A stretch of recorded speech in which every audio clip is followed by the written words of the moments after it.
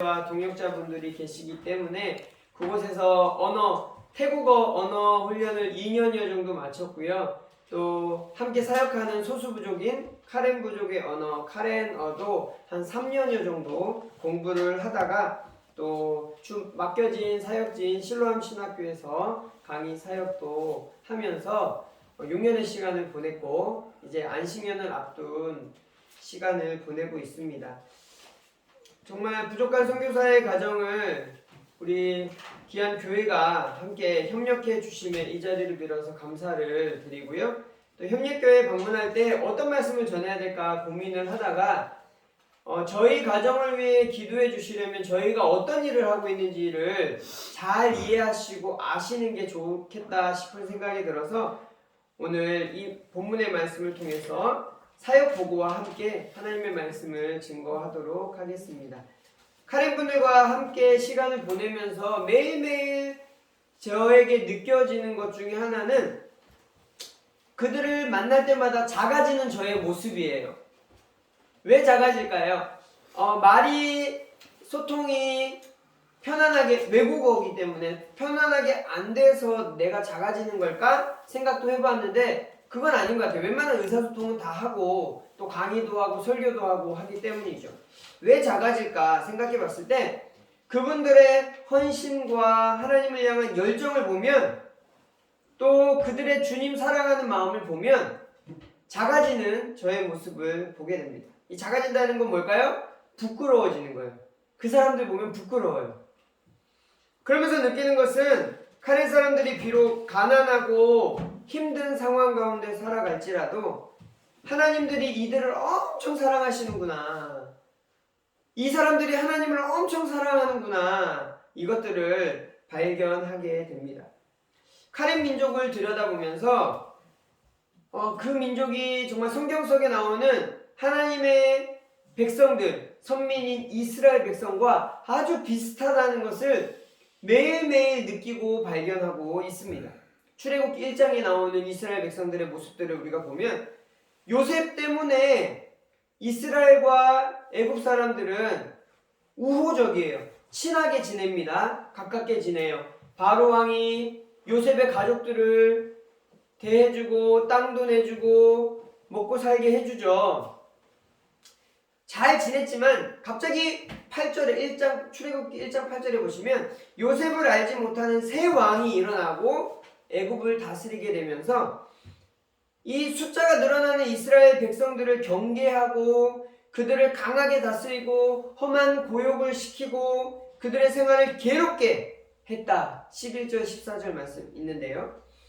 카렌 민족은요 여러 소수 부족들 중에 하나이지만 다른 소수 부족들과는 조금 다른 과거의 역사를 가지고 있습니다. 과거 태국의 역사 가운데 드러난 카렌족의 역할은 이 버마, 지금의 미얀마죠. 미얀마와 국경인 이 태국 서부 국경에 살아가는 사람들이었는데요. 이 태국 국경을 수비하는 국경 수비대의 역할을 했던 사람들이 이 카렌 사람들이었습니다. 나라를 지키는 일에 자기들의 목숨을 걸었던 부족이에요. 그래서 카렌은 태국 왕실의 존경도 받았고요. 그로 인해서 주요 요직에도 많이 자리를 차지할 수 있었던 민족이었습니다.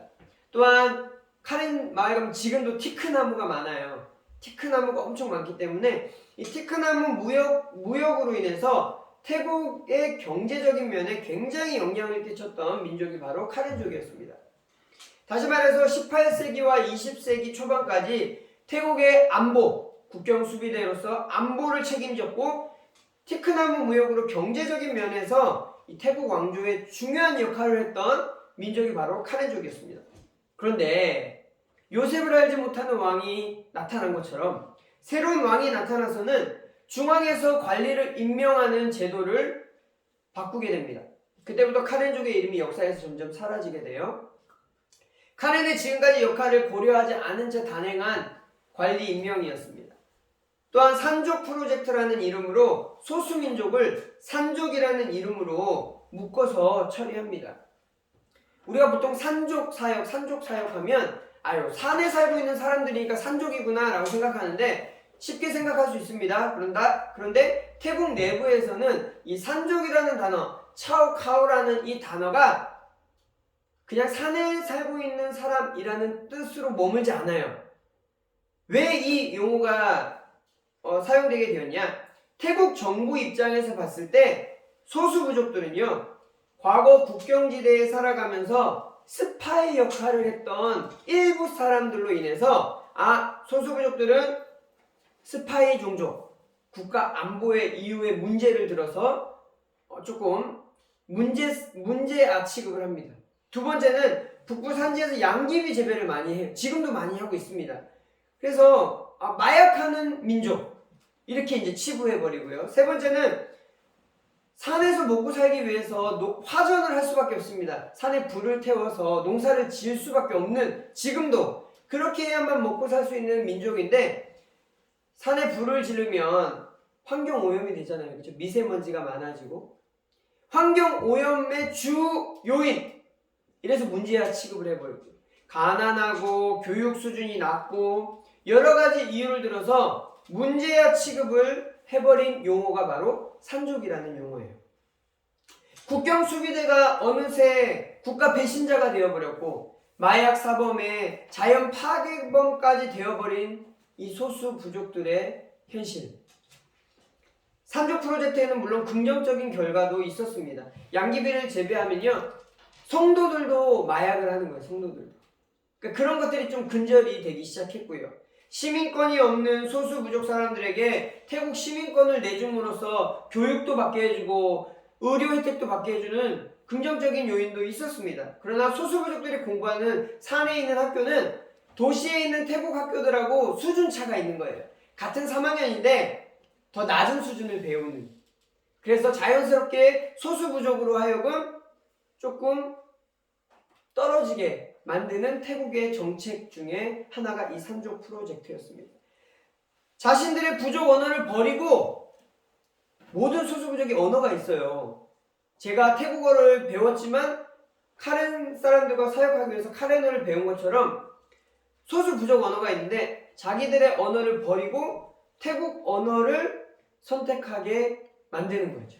그래서 세대가 흘러가면서 자기들만의 문화를 없애버리려는 단점도 생기게 됩니다.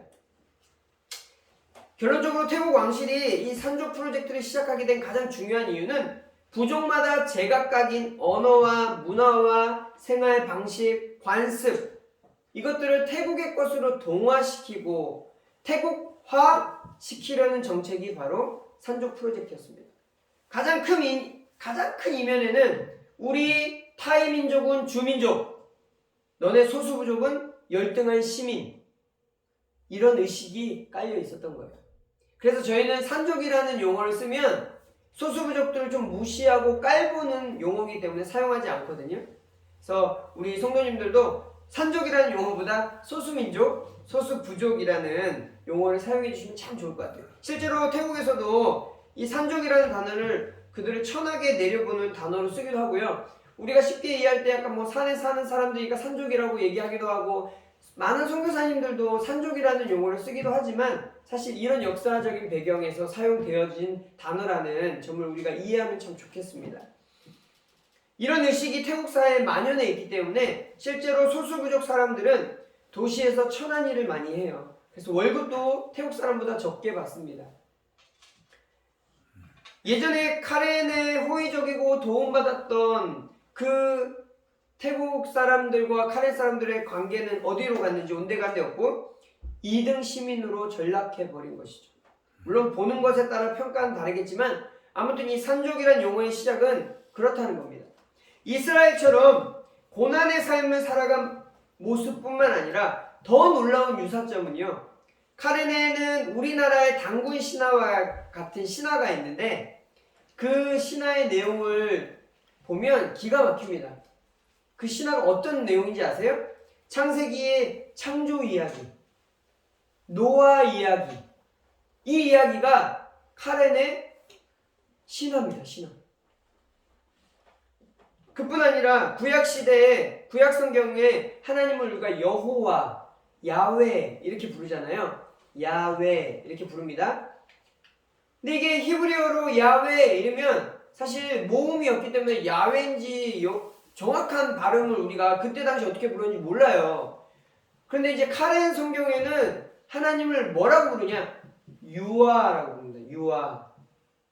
야훼, 유아. 모음이 어떻게 붙여지냐에 따라서 사실 달라지는 표현인데 카렌 사람들은 하나님을 유아라 그래요. 그러니까 구약의 역사와 카렌의 역사가 아주 흡사하고 비슷하다는 점을 발견할 수 있습니다. 여러분 카렌 민족에 대해서 혹시 들어보신 적이 있으십니까? 카렌족. 우리가 보통 카렌족 하면 어떤 민족을 떠오르냐면 목에 링을 막 감은 사람들을 카렌족으로 알고 있습니다. 어딜 가나 듣는 대답은 목에 링을 낀 사람들. 카렌 민족은 일부러 네 부류로 나눠요. 제일 많은 민족이 카렌스고, 그 다음 카렌포, 그 다음 따웅수, 네 번째 가장 작은 민족이 카레니라는 종족이에요. 근데 이제 목에 링을 낀 종족은요, 이 네 번째 카레니 중에서도 카레니가 10개로 나누어 있는데 10개 중에서 가장 작은 민족, 한 민족, 빠동이라는 민족이 목에 링을 낀 카렌족이에요. 그러니까 이 목에 링을 낀 카렌족이 카렌족의 전체를 대표하지 않는데 아주 작은 부족임에도 불구하고 이 빠동이라는 부족이 살고 있는 그 동네에서 이 카렌족을 관광 상품화 시키기 위해서 전 세계에 카렌족은 목에 링을 낀 부족이라고 알린 거예요. 그래서 제가 같이 사역하고 있는 카렌의 대다수를 차지하는 카렌스고라는 종족은요 목에 링을 끼고 있지 않습니다. 그래서 제가 카렌족 사역을 한다 그러면 많은 분들이 저한테 목에 링을 낀 민족이라고 이렇게 물어보세요. 그래서 그렇진 않고요. 네, 저는 이제 보통 우리와 똑같은 분들과 사역을 하고 있습니다. 정치적으로 카렌족을 세 종족으로 나눌 수 있어요. 아까는 일반적으로 나눈 거고 이제 정치적인 이유로 뭐 나라, 우리가 국적 이렇게 얘기를 하죠. 정치적으로 카렌족을 나누면 첫 번째는 버마 카렌입니다. 미얀마 카렌. 미얀마에 살면서 미얀마의 시민권을 받아 살아가는 카렌족. 어떤 사람들은 안정되게 살아가기도 하지만 지금도 미얀마에 탄압이 있어서 힘들어하기도 하는 사람이 이 미얀마 카렌족입니다. 그래서 미얀마 군부 전쟁 이후에 이 부족 연합군들이 정부군하고 계속 맞서서 전투를 벌이고 있는 이유가 바로 미얀마에도 여러 소수 부족들이 있기 때문이에요. 두 번째는 태국 카렌입니다. 제가 주 사역을 하고 있는 사람들이고 이들도 원래 버마, 미얀마에서 살던 사람들인데 태국으로 넘어와서 살아가면서 태국의 시민권을 받아 살아가고요. 태국 국민으로서 굉장히 자부심을 느끼고 살아가고 태국의 왕을 태국 사람과 똑같이 존경하며 살아가고 있습니다. 세 번째 사람들은요. 꼬수레 카렌인데요. 이 사람들은 카렌 난민이 이들에 속해요. 미얀마의 탄압을 받아서 국경으로 도망와서 살아오지만 태국으로는 넘어오지 않고 살아가는 사람들. 집과 재산을 다 원래 고향에 두고 이 탄압 때문에 못 이겨서 도망와 살아가는 거예요. 국경에. 그래서 이들은 대한민국 임시정부처럼 카렌 정부를 세워 운영하고 있어요. 뭐 교육부도 있고 여성부, 보건부도 있고요. 군대 조직도 있습니다. 우리나라 독립군이 있었던 것처럼. 이들이 살아가는 곳은 미얀마와 태국을 가르는 살윈강을 기준으로 왼편에 미얀마 땅에 살아가긴 하지만 그곳이 산으로 둘러싸인 요지이기 때문에 자기들만의 공간을 확보하며 살아갑니다. 물론 지금은 미얀마 전쟁 때문에 이들이 굉장히 힘들고 있어요. 거기까지 군인들이 쳐들어와서 계속 민간인도 학살하고 마을도 파괴해서 산기슭에 돌 밑에 이렇게 숨어 살아가고 있습니다. 선교지에 간 지 한 달도 안 된 어느 날 저희 선임 선교사님이 주변의 난민들에게 쌀을 돕기 위해서 쌀을 사갖고 난민촌을 방문했어요. 손님이 이제 선물을 갖고 왔잖아요, 그죠? 쌀을 갖고 와서 하니까 동네에 있는 조용하던 동네에 수많은 아이들이 학교 강당에 이렇게 모였습니다. 강당이라고 해봤자 이렇게 위에 초가로 지붕해서 나무로 의자 만들어 놓은 그런 곳이에요. 그땐 저도 이제 태국어만 공부했고 카렌어를 몰랐기 때문에 이제 선임 선교사님이 함께 오신 선교사님들한테 이 아이들에게 한마디씩 해주세요 라고 축복의 말 한마디씩 해주세요 라고 이야기했습니다. 근데 다들 옆에 계신 선교사님들이 아무 말도 못하는 거예요. 살아가는 환경 얘네 보니까 너무 막 가슴이 찢어지는 거죠. 저는 뭣도 모르고 그냥 눈치도 없이 하나님은 여러분을 사랑하십니다. 축복합니다. 이렇게 말했어요. 그리고 이제 돌아오는 길에 다른 연세 많으신 선교사님들이 이렇게 말씀하시는 거예요. 제가 그러니까 그 사람들의 환경이 너무 열악하고 너무 힘들게 살아가는 것을 보니까 하나님의 사랑을 얘기할 수 없을 것만 같은 상황이었다는 거예요. 그러면서 제가 말한 그 축복의 메시지를 좀 부정적으로 생각하시는 거예요. 어떻게 저 사람들한테 하나님의 사랑을 얘기할 수 있냐고. 저 어렵게 사는 사람들이 이게 하나님의 사랑이라고 느끼면 이렇게 얘기를 하시더라고요. 그때 저희 선교사님이 이런 말씀을 해주셨습니다. 저 사람들은 아무리 환경이 열악하고 힘들어도 하나님이 자신들을 얼마나 사랑하고 계신지 알고 있다고. 지금은 비록 자기 집의 재산들 다 버리고 도망 나와서 살아가고 있는 이런 환경 속에서도 하나님이 나를 구원해 주시고 나를 사랑해 주시다는 사실을 너무 감격하고 있다고 이렇게 얘기해 주시는 거예요. 그러면서 저한테 잘 축복했다고, 저 사람들은 그 하나님의 사랑을 잘 기억하고 있다고 이렇게 말씀해 주셨어요. 자기들이 돈이 없어 이렇게 사는 게 아니고 집도 땅도 다 두고 잠시 피해온 거지만 언젠가는 하나님이 우리를 자기 집으로 돌려보내실 거라는 믿음으로 살아간다는 얘기예요. 그런 상황 가운데서도 하나님의 사랑을 신뢰하고 살아가는 것을 보면 애국 노예로 살아왔던 그 이스라엘 백성들이 하나님의 땅 가나안으로 들어가겠노라 꿈꾸며 살아갔던 그 이스라엘 백성들과 비슷한 부분이 떠오르는 거죠. 오래전에 카렌 지도자 중에 한 사람이 이런 기도를 했습니다. 하나님, 우리 민족을 세계 앞에 선교하는 민족으로 쓰임받게 해주십시오. 근데 그때 상황이 좋았냐?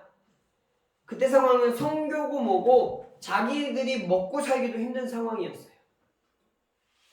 미얀마 상황이 더 안 좋긴 했지만 태국 카렌 마을도 지금도 크게 다르진 않습니다. 방문하는 카렌 마을마다요 그렇게 가난할 수가 없어요. 여러분이 생각하시는 그 어떤 가난보다도 더 가난한 곳이 제가 사역하는 카렌 사람들의 마을입니다. 길이라고 잘 되어 있는 동네가 하나 없습니다. 그나마 몇 년 새에 길도 포장이 되기도 시작하고요. 그것도 길이 전부 포장된 게 아니라 이게 바퀴가 헛도는 그런 오르막이나 코너나 이런 부분만 포장이 됐어요.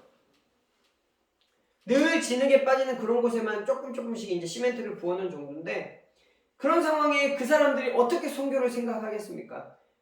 자기들 동네에 왔다 갔다 식료품 사는 것도 힘든 사람들이, 자기들 살아가는 것도 쉽지 않은데 어떻게 선교를 생각하겠어요, 그 사람들이. 그런데 놀라운 일이 벌어집니다. 몇 년 전에 유엔에서 이 카렌 사람들을 난민으로 인정을 해서 유럽이나 미국으로 이 사람들을 흩어버립니다. 그런데 그 사람들이 그곳에 가면서 일을 하면서, 물론 힘든 일을 했겠죠. 그 나라 사람들 안 하는 고된 일을 했을 겁니다. 난민으로 가서. 그 일들을 하면서 뭘 했냐면 자기들이 살아가고 있는 동네에 문 닫은 교회들, 미국 교회, 유럽 교회 많이 문 닫았잖아요. 그 문 닫은 교회들을 빌려서 함께 예배를 드리고 그 교회들을 세우고 그 교회가 건강하게 서가고 그 주변 사람들에게 전도하는 삶을 살아갔던 거예요. 안 그래도 유럽과 미국의 교회들이 무너지고 있는 사이에 카렌 민족들이 교회가 건강히 서서 그곳에서 선교를 하더라는 거예요. 그 가난하게 선교도 생각하지 못할 만큼 힘들게 살았던 사람들이 하나님께서 인도에 가시는 그 인도하심 속에 난민으로 가게 되고 그곳에서 선교하는 민족으로 살아갔다는 겁니다. 정말 그 지도자의 기도대로 되어져 가고 있는 하나님의 사랑을 발견할 수 있는 한 예입니다. 여러 가지를 볼 때 카렌 민족은요, 오늘 말씀처럼 하나님의 택하신 족속이요 왕같은 제사장이라는 사실을 그런 일들을 보면서 깨닫게 되는 거예요. 문제는 이런 고난을 믿음으로 승화시킨 카렌 민족에게 난민으로 간 사람 말고요. 지금 태국과 미얀마에 살아가는 사람들, 그 사람들에게 한 가지 부족한 점이 있습니다. 부족하다라고 하기보다는 이 민족의 특징이라고 하는 게 좋을 것 같아요. 이 민족의 특징은 지극히 자문화 중심적이라는 거예요. 자문화 중심. 우리 민족을 너무 사랑해요. 카렌 민족을 너무 사랑해요. 그래서 여러 소수부족들 중에서 이 산족 프로젝트에서 자기 언어를 버리거나 자기 문화를 버리지 않고 유지해온 민족이 카렌 민족이라는 거예요. 제가 오늘은 카렌 옷을 차에 놔두고 깜빡하고 그냥 왔는데 카렌 옷도 지금까지 유지하고 있고 카렌 언어도 유지하고 있고 카렌 문화도 아직까지 유지하고 지켜나가고 있습니다. 그래서인지 카렌 교회는요 태국 교회보다도 더 건강하게 자립하고 자치를 하는 특징이 있습니다. 다만 한 가지 결여된 부분은 타문화권에 대한 관심이 적어요.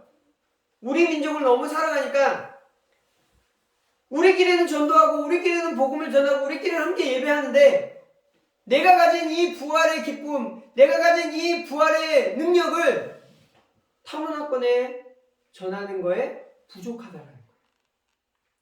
그래서 제가 사역하는 사역지인 실로암 신학교에서는요, 이 카렌 목회자 후보생들에게 말씀도 가르치지만 무엇보다 선교의 도전을 주기 위해서 그곳에 가게 된 것입니다. 선교지에 교회를 짓고 복음을 전하는 걸로 끝나면 안 되겠죠. 제가 이제 신학교에서 하는 일을 들으면서 어떤 분들은 우리가 알고 있던 선교랑 조금 다르기 때문에 갸우뚱하시는 분들이 있어요. 무슨 말이냐면 우리가 익히 알고 있는 선교란 예수님을 모르는 지역에 가서